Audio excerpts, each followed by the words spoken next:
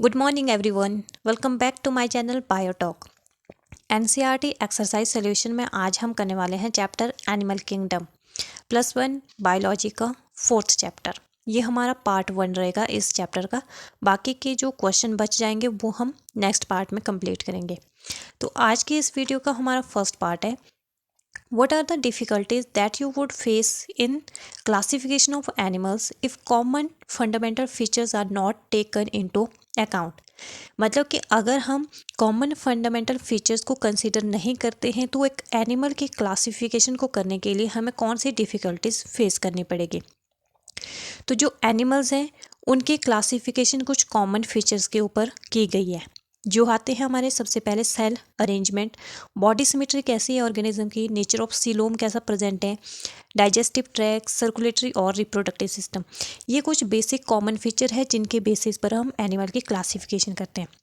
अब अगर हम इन कॉमन फीचर्स को कंसीडर नहीं करते तो हमें क्या डिफ़िकल्टी आएगी। सबसे पहले अगर हम जो कॉमन फीचर हैं इनको कंसीडर नहीं करते तो हमारे लिए ये डिफ़िकल्ट हो जाएगा हर एक इंडिविजुअल को या ऑर्गेनिज्म को इंडिविजुअली ट्रीट करना। हम उनको एक साथ या इंडिविजुअली ट्रीट नहीं कर सकते। वैसे तो हम एक प्रॉपर क्लास देखते हैं कि इस क्लास में इतने इंडिविजुअल आते हैं या ये इस कॉमन करैक्टर के इंडिविजुअल आते हैं, बट अगर हम ये कॉमन करैक्टर ही कंसीडर नहीं करेंगे तो हमारे पास एक क्लास में कितने सारे ऑर्गेनिज्म होंगे। उन सब को कंसीडर करना या ट्रीट करना, स्टडी करना बहुत ज़्यादा डिफ़िकल्ट हो जाएगा। अब जो कॉमन फीचर्स है इनके बिना हम जो न्यू स्पीशीज़ है उनको क्लासीफाई नहीं कर सकते।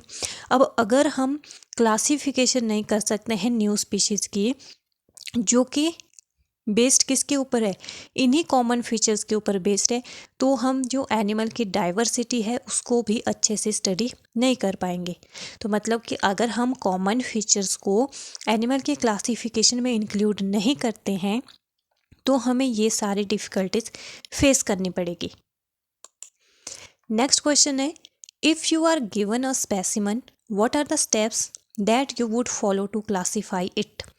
मतलब कि अगर आपके पास एक स्पेसिमन दे दिया जाए एनिमल का तो आप कौन से स्टेप्स फॉलो करेंगे उसको क्लासीफाई करने के लिए या उसकी क्लासिफिकेशन करने के लिए कौन कौन से स्टेप्स आपको फॉलो करने चाहिए। तो सबसे पहले हम उसमें देखेंगे कि उस एनिमल में स्पेसिमन में लेवल ऑफ ऑर्गेनाइजेशन कैसी है। ये सेलुलर लेवल की भी हो सकती है, टिश्यू लेवल की हो सकती है या ऑर्गन लेवल की भी हो सकती है। इन सारे जो ये करैक्टर है, ये पॉइंट्स हैं, इनके बारे में डिटेल में मैंने ऑलरेडी डिस्कस करके रखा हुआ है, जो आपको चैनल की प्लेलिस्ट पे जाके मिल जाएगा। आप वहाँ पे जाके इसको देख सकते हो। देन सेकंड जो स्टेप्स आता है वो आता है सिमेट्री। रेडियल सिमेट्री का स्पेसिमन है या बाइलेटरल सिमेट्री का स्पेसिमन है। देन आता है वो डिप्लोब्लास्टिक है और ट्रिप्लोब्लास्टिक बॉडी ऑर्गेनाइजेशन का स्पेसिमन है। बॉडी कैविटी प्रेजेंट है या एब्सेंट है। सीलोम की डेवलपमेंट कैसी है, कौन से टाइप की सीलोम डेवलपमेंट प्रेजेंट है उसमें। सेगमेंटेशन प्रेजेंट है बॉडी में या नहीं है। नोटोकॉर्ड की प्रेजेंस है या नहीं है। ये सारे करैक्टर हम या स्टेप्स हम फॉलो करते हैं जब हम एक ऑर्गेनिज्म की क्लासिफिकेशन करते हैं, खास करके एनिमल की। नेक्स्ट क्वेश्चन है, how useful is the study of the nature of body cavity and coelom in the classification of animal. Animal की क्लासिफिकेशन में बॉडी कैविटी और सीलोम का क्या रोल है या इनकी स्टडी कितनी ज़्यादा यूजफुल है।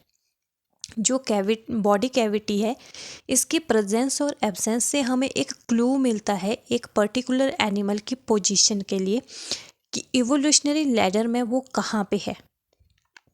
अगर किसी एनिमल में सीलोम प्रेजेंट नहीं है, मतलब वो एब्सेंट है उसमें, तो ये क्या इंडिकेट करेगा कि उस एनिमल में अभी तक एक जो वेल डेवलप या वेल डिफाइंड जो सिस्टम है वेरियस एक्टिविटीज़ परफॉर्म करने का, वो अभी डेवलप नहीं हुआ है। मीन्स उसमें क्या है, टिश्यू का या ऑर्गन का सेल्स में डिवीज़न ऑफ लेबर नहीं है। ये इंडिकेट करता है एक ऑर्गेनिज्म की बॉडी में सिंपल टाइप की एक्टिविटीज़ को। मीन जो ऑर्गेनिज्म है उसकी बॉडी में सिंपल टाइप की एक्टिविटीज़ हो रही है और वो सिंपल बॉडी ऑर्गेनाइजेशन का है। देन आते हैं हमारे, अगर कि सीलोम उनकी बॉडी में प्रेजेंट होता है तो ये हमें क्या बताता है कि वो जो ऑर्गेनिज्म है वो क्या है, कॉम्प्लेक्स टाइप का है और उसमें ऑर्गेन या ऑर्गेन सिस्टम की डेवलपमेंट हो चुकी है, जो बहुत सारी एक्टिविटीज़ उस ऑर्गेनिज्म में परफॉर्म कर रहे हैं।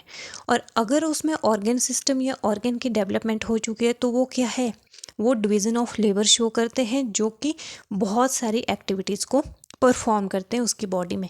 तो ये आता है हमारा इसकी स्टडी करने का कि ये कितनी ज़्यादा यूज़फुल है। मतलब ये हमें बताएगा कि कोई ऑर्गेनिज्म कॉम्प्लेक्स है या सिंपल है। सिंप्लिसिटी और कॉम्प्लेक्सिटी के बारे में ये बताता है हमें। नेक्स्ट क्वेश्चन है, differentiate between intracellular digestion and extra cellular digestion. दो टाइप के डाइजेशन आ गए, एक्स्ट्रा सेलुलर एंड इंट्रासेलुलर। तो जो इंट्रासेलुलर डाइजेशन होता है ये विद इन द सेल्स होता है, मतलब सेल के अंदर होगा। बट जो एक्स्ट्रा सेलुलर डाइजेशन होगा वो कहाँ पे होगा, एलिमेंट्री कैनाल की कैविटी में परफॉर्म होता है। इंट्रासेलुलर डाइजेशन में जो डाइजेस्टिव एंजाइम्स होते हैं वो सिक्रीट किए जाते हैं सराउंडिंग साइटोप्लाज्म में इनटू द फूड वैक्यूल। मतलब जो सराउंडिंग साइटोप्लाज्म होगा वो सिक्रीट करेगा डाइजेस्टिव एंजाइम को इनटू द फूड वैक्यूल के अंदर। बट एक्स्ट्रा सेलुलर डाइजेशन में क्या होगा, जो डाइजेस्टिव एंजाइम होंगे उनको स्पेशल टाइप के सेल्स सिक्रीट करेंगे into the body cavity of alimentary canal और वहीं पे ही इसका डाइजेशन होगा। अब जो डिफ्यूज प्रोडक्ट होंगे, मतलब जो डाइजेस्टिव प्रोडक्ट होंगे लास्ट में जो बनेगा डाइजेशन के बाद प्रोडक्ट, वो डिफ्यूज होगा into the cytoplasm in case of intracellular digestion. But extra cellular digestion में क्या होगा, एलिमेंट्री कैनाल में डाइजेशन हो रहा है तो जो प्रोडक्ट है, डाइजेस्टिव प्रोडक्ट है, वो डिफ्यूज भी कहाँ होंगे, इंटेस्टाइनल वॉल से ही होंगे। दूसरे जो बॉडी के डिफरेंट पार्ट्स हैं उनमें डिफ्यूज हो जाएंगे और वहाँ से वो क्या लेंगे, एनर्जी लेंगे। इंट्रासेलुलर डाइजेशन एक लेस एफिशिएंट मेथड है डाइजेशन का, जबकि जो एक्स्ट्रा सेलुलर डाइजेशन है ये मोर एफिशिएंट मेथड है डाइजेशन का। इंट्रासेलुलर डाइजेशन किस में होता है, सिंपल और यूनिसेलुलर ऑर्गेनिज्म में होता है ये, जबकि जो एक्स्ट्रा सेलुलर डाइजेशन होता है ये कॉम्प्लेक्स और मल्टी सेलुलर ऑर्गेनिज्म में होता है। तो ये आगे इन दोनों डाइजेशन में डिफरेंस। नेक्स्ट क्वेश्चन आता है, डायरेक्ट डेवलपमेंट और इनडायरेक्ट डेवलपमेंट में डिफरेंस बताना है हमने। अब डायरेक्ट डेवलपमेंट क्या होती है, इसमें जो एम्ब्रियो बनता है, जैसे सबसे पहले तो गैमेट का फ्यूजन होता है, जाइगोट बनता है, जाइगोट से क्या बनता है, एम्ब्रियो बनता है। अब डायरेक्ट डेवलपमेंट में जो एम्ब्रियो बनेगा वो डायरेक्टली डेवलप हो जाएगा इनटू अ मैच्योर इंडिविजुअल। मतलब इसमें कोई भी फर्दर स्टेजेस नहीं होगी एम्ब्रियो के बाद, डायरेक्ट मैच्योर इंडिविजुअल बनेगा। इसमें क्या होगा, मेटामॉर्फोसिस एब्सेंट होगी। मेटामॉर्फोसिस में एक जो ऑर्गेनिज्म होता है वो डिफरेंट स्टेजेस से होकर गुजरता है, बट डायरेक्ट डेवलपमेंट में ये सब नहीं होगा। और ये होता किस में है, fishes, reptile, birds and mammals. अगर ये मैमल्स में हो रहा है तो मीन्स ये हम में भी हो रहा है। तो ह्यूमन के केस में या एनिमल के केस में डायरेक्ट डेवलपमेंट होगी। नेक्स्ट आता है इनडायरेक्ट डेवलपमेंट। ये क्या होता है, ये एक डेवलपमेंट का ऐसा टाइप है जिसमें जो ऑर्गेनिज्म है, एम्ब्रियो बनता है, वो पहले किस में बनेगा, इमेच्योर लार्वल स्टेज में जाएगा और उसके बाद वो अडल्ट में फॉर्म हो जाएगा। पहले लार्वा बनेगा उसके बाद अडल्ट बनेगा। और इन दोनों के फूड हैबिट्स या फूड रिक्वायरमेंट क्या होगी, अलग अलग होगी। जैसे लार्वल स्टेज में ये फूड लेगा वैसा ये अडल्ट में नहीं लेगा, ये ज़रूरी नहीं है। मतलब फूड हैबिट्स क्या हो जाएंगी इसकी, अलग अलग हो जाएगी। अब इसमें मेटामॉर्फोसिस इन्वॉल्व होती है, क्योंकि ये क्या होती है, जैसे एम्ब्रियो बनाएगा फिर लार्वा बनाएगा जो सेक्सुअली इमेच्योर होगा, और लार्वा से ही फिर क्या बनेगा, सेक्सुअली मैच्योर अडल्ट बनेगा।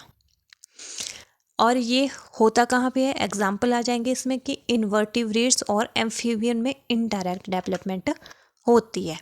ये आ जाता है इन दोनों चीज़ों में difference, direct development and indirect development. Next question आता है, what are the peculiar features that you find in parasitic platyhelminthes. जो पैरासिटिक प्लेटीहेल्मिन्थेस है उनके कुछ पिक्यूलियर फीचर्स बताने हैं। अब जो पैरासिटिक प्लेटीहेल्मिन्थेस होते हैं वो कैसे होते हैं, डॉर्सो वेंट्रली फ्लैटन बॉडी होती है इनकी, इनके पास हुक्स होते हैं, सक्कर्स होते हैं जो इनको हेल्प करते हैं होस्ट की बॉडी के इनसाइड अटैच रहने में। अटैचमेंट में हुक्स और सक्कर्स काम करेंगे इनके। और इनकी बॉडी क्या होगी, कवर्ड होगी थिक टेगुमेंट से। अब जो ये टेगुमेंट है ये थिक लेयर होगी जिनसे इनकी बॉडी कवर्ड होगी और ये इनको प्रोटेक्ट करेगी। जो होस्ट की बॉडी में डिफरेंट डाइजेस्टिव एंजाइम या जूसेस सिक्रिएट हो रहे होते हैं उनसे ये इसकी प्रोटेक्शन करेगी। साथ ही ये टेगुमेंट क्या करेगी, जो न्यूट्रिएंट्स होते हैं होस्ट की बॉडी में उनको एब्जॉर्ब करने में भी हेल्प करेगी। ये आ जाते हैं प्लेटीहेल्मिन्थेस के पिक्यूलियर फीचर जो कि पैरासिटिक प्लेटीहेल्मिन्थेस होते हैं उनके। नेक्स्ट क्वेश्चन है, what are the reason that you can think of for the arthropods to constitute the largest group of the animal kingdom? मतलब ऐसे कौन से रीज़न है जिनकी वजह से हम बोल सकते हैं या सोच सकते हैं कि जो आर्थ्रोपोड्स है ये क्या है, एनिमल किंगडम का एक लार्जेस्ट ग्रुप है। तो जो आर्थ्रोपोड है ये एक फर्स्ट फाइलम है एनिमल किंगडम का जिसमें ऑर्गेनिज्म के पास वेल डेवलप्ड सिस्टम प्रेजेंट है to carry out the different activities. मतलब कि इसमें हर एक एक्टिविटीज़ को परफॉर्म करने के लिए डिफरेंट सिस्टम है, जैसे respiratory system, locomotory system, circulatory system, reproductive system, digestive system. ये सारे क्या है, सिर्फ आर्थ्रोपोड में प्रेजेंट है, वेल डेवलप्ड। और ये इनकी वजह से क्या होता है, इनकी सर्वाइवल कैपेसिटी इंक्रीज हो जाती है और ये डाइवर्स कंडीशन में इनको सर्वाइव करने में हेल्प कर सकते हैं। तो ये एक रीज़न है कि आर्थ्रोपोड का जो ग्रुप है वो क्या है, लार्जेस्ट ग्रुप है अमंग एनिमल किंगडम, क्योंकि इनके पास बहुत सारे सिस्टम प्रेजेंट है और ये सर्वाइवल कैपेसिटी भी इंक्रीज करता है, इनकी डाइवर्स कंडीशन में भी सर्वाइव करवा देता है इनको। तो क्या हो जाता है, तो जैसे डाइवर्स कंडीशन भी कहीं पे आएगी तो ऑर्गेनिज्म ज़्यादा वहाँ पे सर्वाइव करेंगे, सर्वाइवल कैपेसिटी बढ़ेगी तो ज़्यादा ऑर्गेनिज्म प्रेजेंट होंगे। तो ये क्या आ जाता है, हमारा लार्जेस्ट ग्रुप आ जाता है ड्यू टू दिस रीज़न। कौन सा रीज़न, कि उनकी बॉडी में वेल डेवलप्ड सिस्टम प्रेजेंट होता है to carry out different activities, इसी रीज़न की वजह से। तो ये थे हमारे इस वीडियो के कुछ क्वेश्चन। बाकी के नेक्स्ट क्वेश्चन हम नेक्स्ट वीडियो में करेंगे। I hope you like this video. Thank you so much for watching this video.